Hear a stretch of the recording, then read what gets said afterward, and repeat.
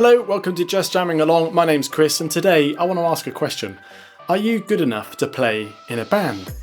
Now, this is a question that I pondered for quite some time. There are several ways to answer that question quickly, and it also depends on what sort of band you want to play in. Are you going to play in a band that's just some friends getting together in your garage and having a bit of a laugh?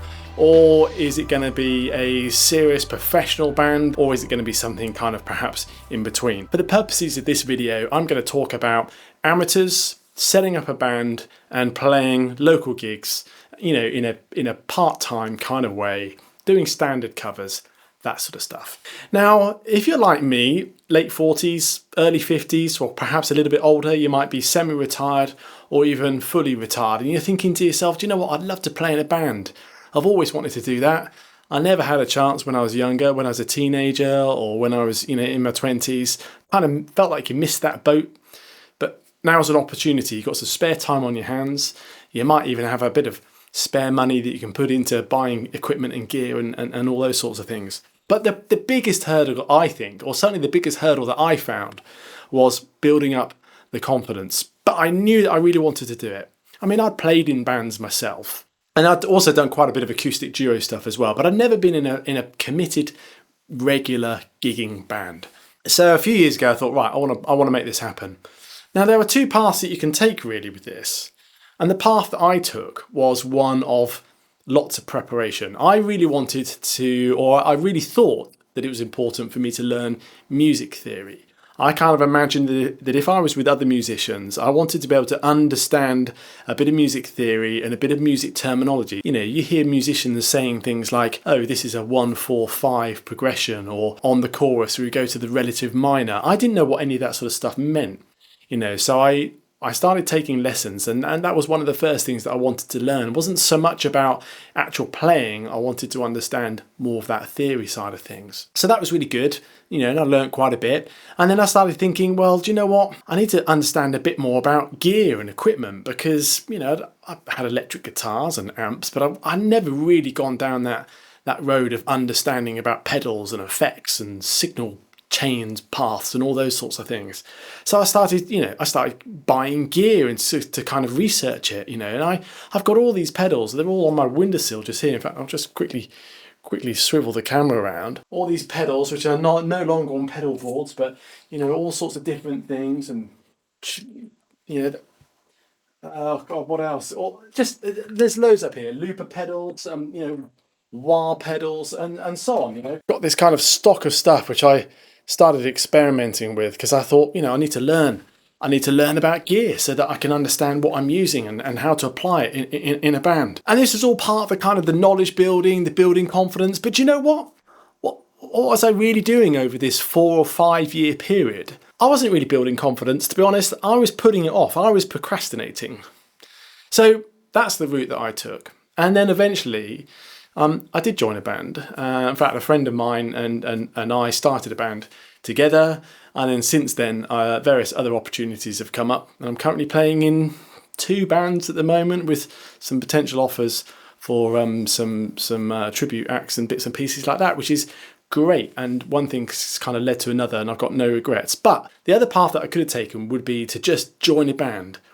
Use that time in the band to build experience.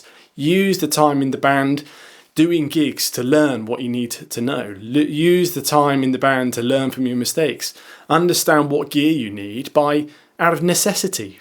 Playing a gig, playing venues, find out what kit and equipment you need by doing the gig.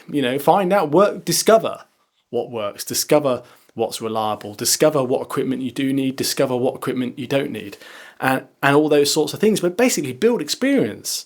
That's the other path that I could have taken. And I think, that's very legitimate. I would love to be one of those sorts of people that could just throw themselves into it. And to a certain degree, I think I am, but I've been very underconfident about music over the years, and it's taken me a long time for me to get to where I am. And I think there must be a lot of other people out there, I think probably a lot of people who might never, ever actually join a band, even though they would secretly like to. But what I would say is it doesn't really matter what path you take. I think they both come back together those paths when you're in a band, it's not so much about are you good enough to play, because actually there are so many other aspects that you need and so many other attributes that you need to be a successful band member. Now, this is where I've got a lot of experience of being in the military, and being in the military is all about operating effectively as a team. So I've got loads of experience of that, and actually I find myself in that team environment very comfortable. Each person in that team, in that band, ideally needs to have a role. Who is going to get gigs? Who is going to book practice rooms? Who is going to do social media and a bit of advertising and a bit of basic marketing? Who's going to operate your kitty and your bank account and your money? Who's going to have gear? Who's going to own and operate the PA and mixer and all that sort of stuff? Who potentially is going to book transport if you've got the sort of band where you need to hire a van and get yourself to gigs? And it's those aspects almost are going to be what's important in terms of the band being successful and effective and popular and getting gigs and asking, venues asking for you to return. Actually, how good you are as a musician, it's probably not the highest priority on the list. And the other thing I can say as well, really confidently, there are players out there who are not necessarily very good, whatever good is. They're not necessarily very good, but they're in bands. And I also know there are lots of players who are really excellent musicians and they're not in bands because they don't have the confidence to do it. So I would say the question, are you good enough to be in a band, is not the right question. Just get out there, just do it. However, whichever path you want to take, get out there, you will be good enough. Join the band, enjoy it.